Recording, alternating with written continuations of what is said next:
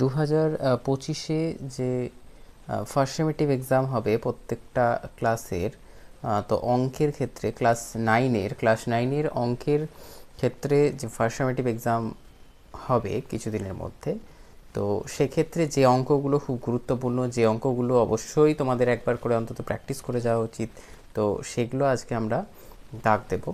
তো দেখে নাও, কোষে দেখি 1.1, এখানে আমরা অবশ্যই করব যে মূলদ সংখ্যা কাকে বলে, এই কোশ্চেনটা।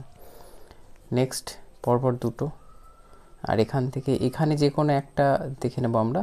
তো এগুলো তো একই সংখ্যা রেখায় বসানো, এইটা তোমরা একটা দেখে নেবে। এবার এই দুটো সংখ্যার মাঝে একটি মূলদ সংখ্যা, এরকম অঙ্ক অনেক আসে, তো এগুলোও একটা দেখে নেবে। এইখানে এই টাইপেরগুলো যে কোনো একটা অঙ্ক আসে, ঠিক আছে, যে এর মধ্যে 6টি মূলদ সংখ্যা, এর মধ্যে 3টি, এর মধ্যে 3টি, তো এই টাইপের অঙ্কগুলো বেশিরভাগ পরীক্ষায় দিয়ে থাকে।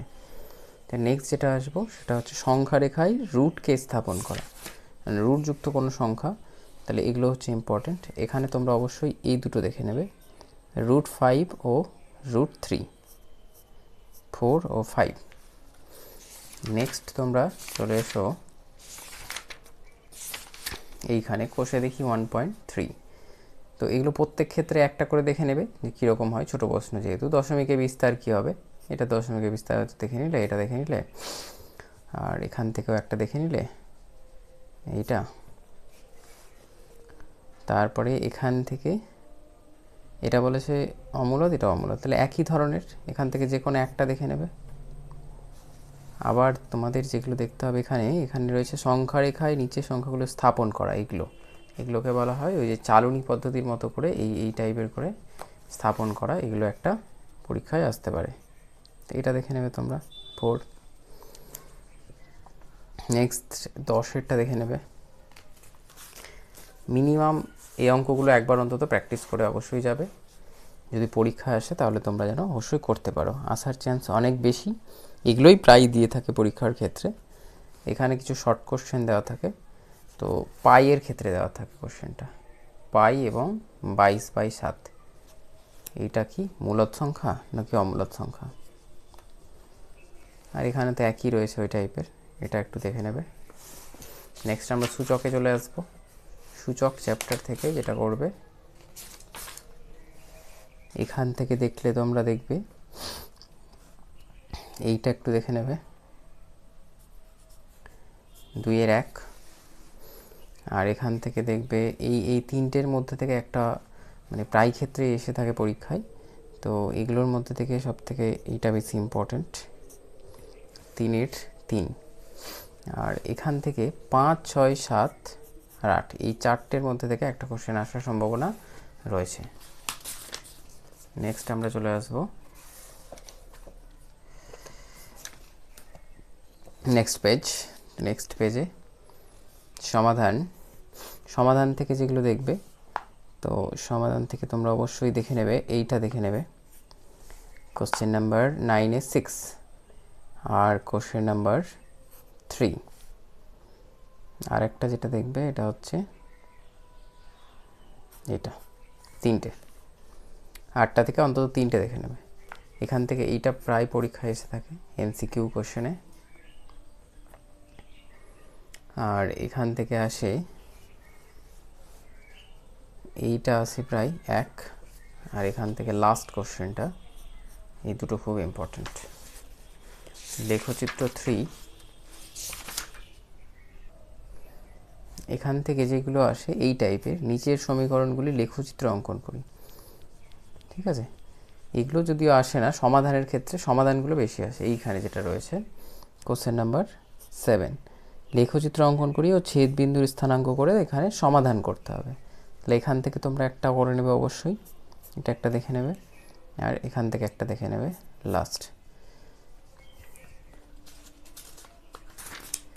এরপরে যেটা গুরুত্বপূর্ণ অঙ্ক সেটা হচ্ছে এইখানে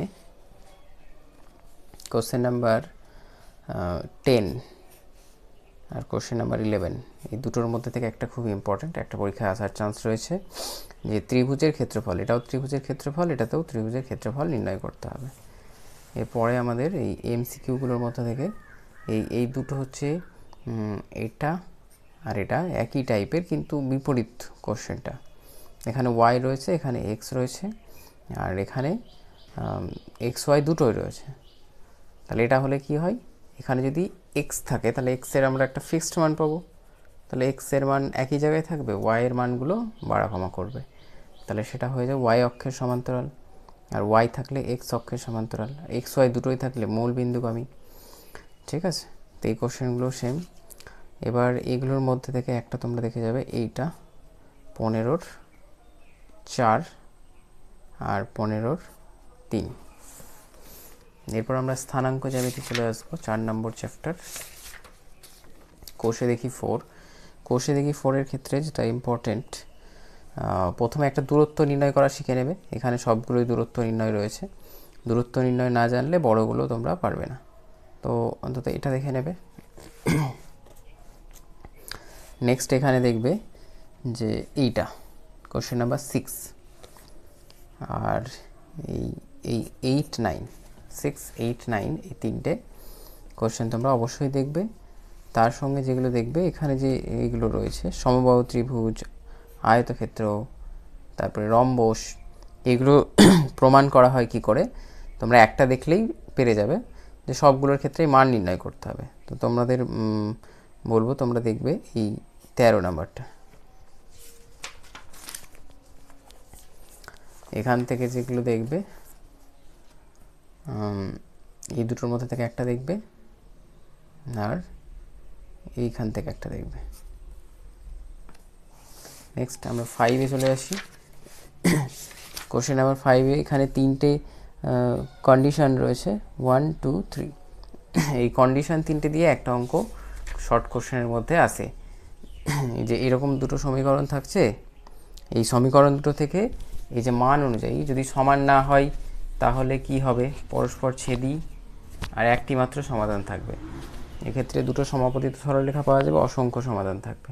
দুটি অসমাপতিত পাওয়া যাবে, কোনো সাধারণ সমাধান পাওয়া যাবে না। তো এই তিনটে কন্ডিশন থেকে তোমাদের কিছু অঙ্ক করতে দেয়, যে অঙ্কগুলো রয়েছে পরে দেখাচ্ছি তোমাদের। এইখানে রয়েছে যে কোন ক্ষেত্রে এটা সমাধানযোগ্য, সমাধানযোগ্য বা সমাধানযোগ্য যদি হয় তাহলে সেক্ষেত্রে সমাধান কত হবে। তো এগুলো সবই প্রায় একই রকম রয়েছে। তো প্রথমগুলো জিজ্ঞাসা করেছে সমাধানযোগ্য কিনা বা কতগুলো সমাধান থাকবে, আর এখানে জিজ্ঞাসা করেছে যে যে সরলরেখা দুটো পাওয়া যাবে সেগুলো সমান্তরাল না পরস্পর ছেদি না সমাপতিত, তিনটে কন্ডিশন। তাহলে এখান থেকে একটা করে নেবে, এখান থেকে একটা করে নেবে। এরপরে আসবে সমাধানের পদ্ধতি। তাহলে 4টে পদ্ধতি রয়েছে, একটা হচ্ছে অপনয়ন পদ্ধতি, একটা রয়েছে তুলনামূলক পদ্ধতি, তারপরে রয়েছে পরিবর্ত পদ্ধতি ও বজ্রগুণন পদ্ধতি। তো এখানে তোমরা যে অঙ্কগুলো একটু দেখবে, লক্ষ্য রাখবে, একবার অন্তত প্র্যাকটিস করবে বাড়িতে। তো এই অঙ্কটা একবার দেখবে, কোশ্চেন নাম্বার 2, এখানে একটা দেখবে কোশ্চেন নাম্বার 5, আর একটা যেটা দেখবে সেটা হচ্ছে লাস্ট কোশ্চেন, এটা তিনটে। আর একটা দেখে নেবে, এখানে 4টে দিয়ে দেওয়া হচ্ছে, এইটা তুলনামূলক পদ্ধতি। তুলনামূলক পদ্ধতিগুলো কয়েকটা দেখে নেবে, এইটা একটা দেখবে, আর দেখবে তোমরা এইটা একটা, দুটো দেখবে। আর এই দিক থেকে একটা দেখে নেবে, এইদিকে রয়েছে এই টাইপের। কোশ্চেন নাম্বার 7টা একটা দেখে নেবে। নেক্সট আমরা চলে আসছি পরিবর্ত পদ্ধতি। পরিবর্ত পদ্ধতিতে সমাধানগুলোর মধ্যে দেখবে তোমরা যেটা, সেটা হচ্ছে এখানে 4-এর এ, আর এইখান থেকে দেখে যাবে এইটা একটা 4, 5-এর 4 আর 1, এই দুটো তোমরা দেখে নেবে। আর এটা দেখে নেবে, তিনটে। নেক্সট এবার আমাদের পদ্ধতি হচ্ছে বজ্রগুণন পদ্ধতি। তো বজ্রগুণন পদ্ধতিতে কিভাবে সমাধান করা যায়, তাহলে এই যে 4টে আমরা প্রসেস করলাম, অপনয়ন, তুলনামূলক, পরিবর্ত আর বজ্রগুণন, এই 4টে থেকে দুটো কোশ্চেন আসবে, দুটোর মধ্যে যে কোনো তোমাকে একটা করতে হবে। ঠিক আছে, তো এখান থেকে যে কোনো সমাধান কয়েকটা দেখে নেবে। এটা একটা দেখবে আর এটা একটা দেখবে, তিনটে দেখে নেবে এখান থেকে। আর ভালো করে তোমরা সবসময় প্রসেসটা মনে রাখবে, যাতে যে কোনো অঙ্ক আসলে আমরা পারি। কিন্তু এই অঙ্কগুলো অন্তত একবার করে প্র্যাকটিস করবে। এখানে কিছু অঙ্ক রয়েছে লেখা অঙ্ক, যেগুলো তোমাদের এক্স ওয়াই ধরে সমাধান করতে হবে। তো সেইগুলো এখানে একটা বয়স দিয়ে অঙ্ক রয়েছে আর একটা নোট দিয়ে রয়েছে, এই দুটো ইম্পর্টেন্ট অঙ্ক। আর এখানে রয়েছে কোশ্চেন নাম্বার 9, এইটা একটা ইম্পর্টেন্ট অঙ্ক। তাহলে এখানে বললাম কোশ্চেন নাম্বার 3 আর কোশ্চেন নাম্বার 4, আর এখানে কোশ্চেন নাম্বার 9। এই তিনটে অঙ্ক খুব ভালো করে দেখবে অবশ্যই। নেক্সট পেজে চলে আসো। এখান থেকে যেটা দেখবে সেটা হচ্ছে তোমাদের কোশ্চেন নাম্বার 15 ও কোশ্চেন নাম্বার 16, এই দুটো দেখে নেবে। আর এখান থেকে যেটা দেখবে সেটা হচ্ছে এই অঙ্কটা, কোশ্চেন নাম্বার 5 দেখবে, আর কোশ্চেন নাম্বার এইটা দেখবে, 1-এরটা দেখবে। আর এমসিকিউগুলো তো ওই আগের মতোই, তো এখান থেকে তোমরা দেখে নেবে। এইগুলো তিনটের মধ্যে যে কোনো একটা বুঝলেই হবে। এবার রয়েছে উপপাদ্য। তো উপপাদ্যের মধ্যে যেগুলো খুব গুরুত্বপূর্ণ সেগুলো হচ্ছে এইটা 15 নম্বর উপপাদ্য, 15। এরপরে রয়েছে উপপাদ্য নাম্বার 16, 15, 16 আর 17। পরপর এই তিনটের মধ্যে তিনটে ভালো করে দেখবে। এরপরে আরও রয়েছে 18 রয়েছে, আর দুটো রয়েছে, আর 19 রয়েছে একটা।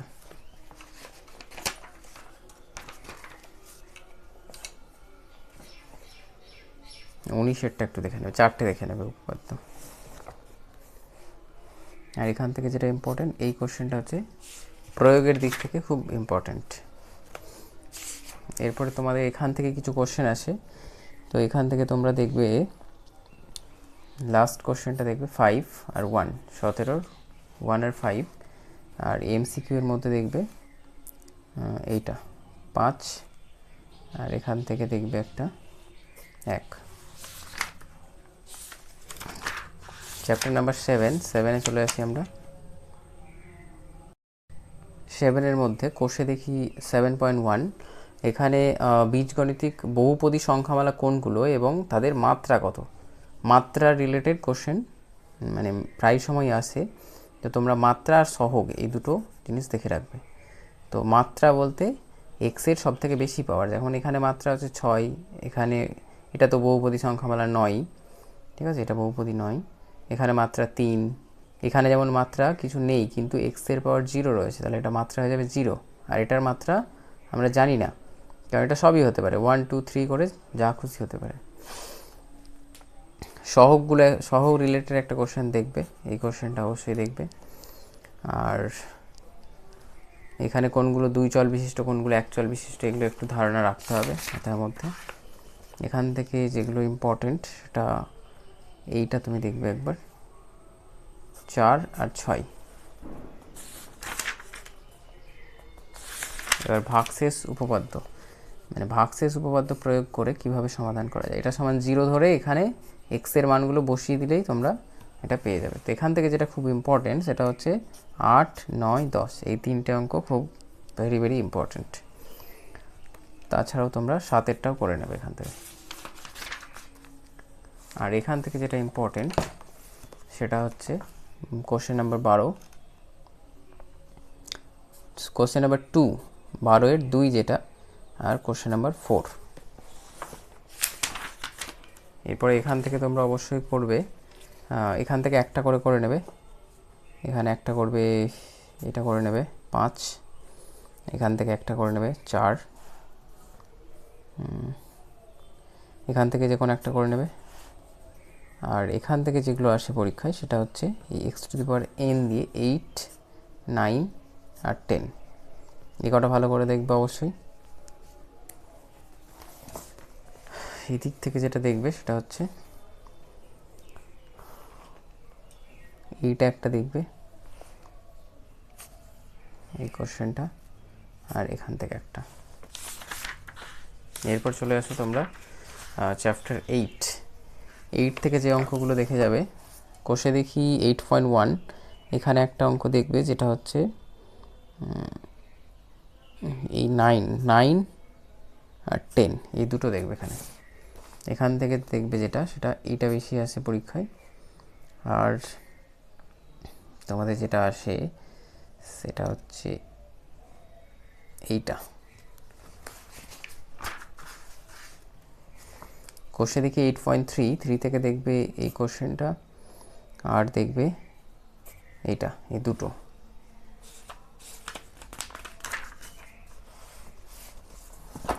কোশ্চেন দেখি 8.4 থেকে দেখবে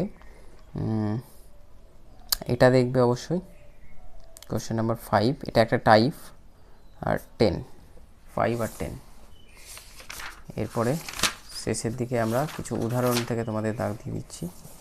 উদাহরণ থেকে দেখবে অবশ্যই question number 3, question number 3, question number 5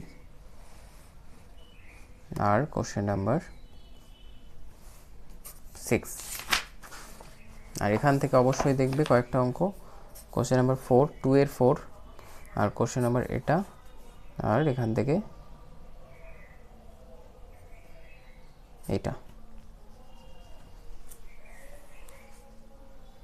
আর এখান থেকে এটা।